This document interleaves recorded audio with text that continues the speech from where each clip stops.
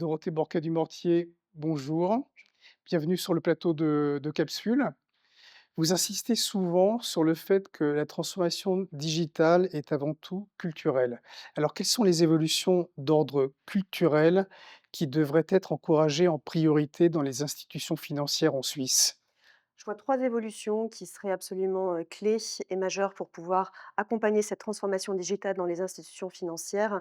La première a vraiment trait à la culture, de la prise de risque. Aujourd'hui, la prise de risque est volontairement zéro dans beaucoup d'établissements et demain, il faudrait que cette culture évolue vers une prise de risque maîtrisée.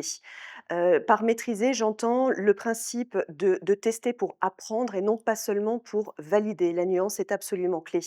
La seconde évolution que je vois est le développement des soft skills numériques pour les collaborateurs, mais également pour le management. On sait que d'ici 2030, 30% des heures ouvrées dans les institutions financières pourront être automatisées via de l'IA. Donc ici, le reskilling des équipes va être absolument clé.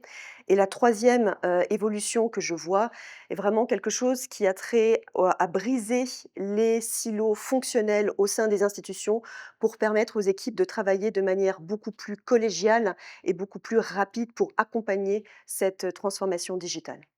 La Suisse est souvent perçue comme prudente sur le digital financier. Cette prudence, faut-il la voir plutôt comme un avantage ou comme un inconvénient? Alors, il y a plusieurs façons de la voir, cette situation. De l'interne, depuis les institutions financières, cette lenteur peut être considérée comme de la rigueur et de l'extérieur, bien évidemment, eh bien, on peut la considérer peut-être comme de la lenteur. Ce qui est absolument clé pour le futur, c'est qu'il y ait vraiment une volonté managériale, des dirigeants de ces sociétés financières de faire avancer cette transformation, et ce qui est aussi bien évidemment tout à fait clé, c'est que notre régulateur accompagne aussi l'industrie dans cette direction, de manière à ce qu'on puisse continuer à gagner des parts de marché avec des dérégulations qui soient raisonnées, raisonnables et proportionnées et qu'on puisse continuer à faire briller la place financière suisse.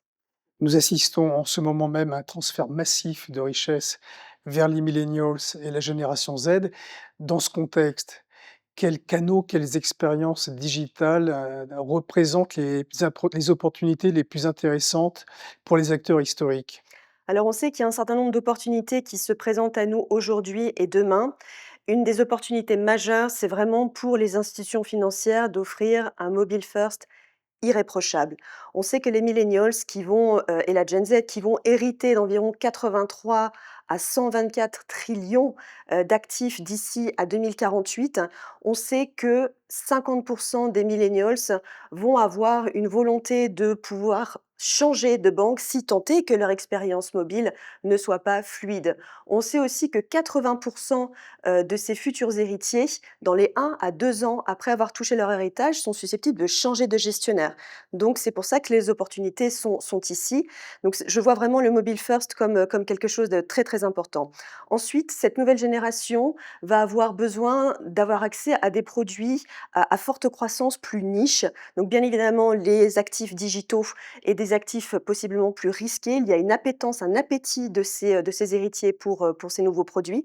Ça, c'est une opportunité pour les institutions financières. Également, la Gen Z, on sait qu'ils sont extrêmement sensibles à tout ce qui a trait aux frais, à la fiscalité, à l'ESG, donc une transparence radicale sera absolument nécessaire pour cette nouvelle génération. Et également, l'hyper-personnalisation via la data sera clé pour capturer cette nouvelle population de clients. La banque de demain, à votre avis, sera-t-elle une interface parmi d'autres dans l'écosystème des clients ou continuera-t-elle à jouer un rôle central dans l'orchestration des services? Alors c'est une question existentielle, hein, pour notre secteur d'activité. La banque de demain, c'est une banque qui va être capable de fournir la sophistication d'une banque privée ou d'un gestionnaire de fortune indépendant et de coupler ça à la fluidité que peut offrir une banque digitale ou une fintech. Arriver à joindre ces 2 mondes, c'est ça qui va faire que la banque de demain va pouvoir attirer et vraiment, garder captifs, des clients. Donc je la vois vraiment comme un orchestrateur et non pas seulement comme un fournisseur de services et de produits. Donc cette orchestration globale de la fortune des clients va être absolument clé pour les banques et les institutions qui vont gagner demain. Quand vous pilotez un programme de transformation digitale, qu'est-ce qui est le plus difficile au final? La technologie ou les équipes qui en ont la charge? Alors sans aucune hésitation, les équipes. Si vous pouvez avoir la meilleure technologie du monde, mais si les projets sont pilotés par des équipes qui n'y croient pas ou qui ne sont pas prêtes, alors ce sera très compliqué d'en tirer le meilleur.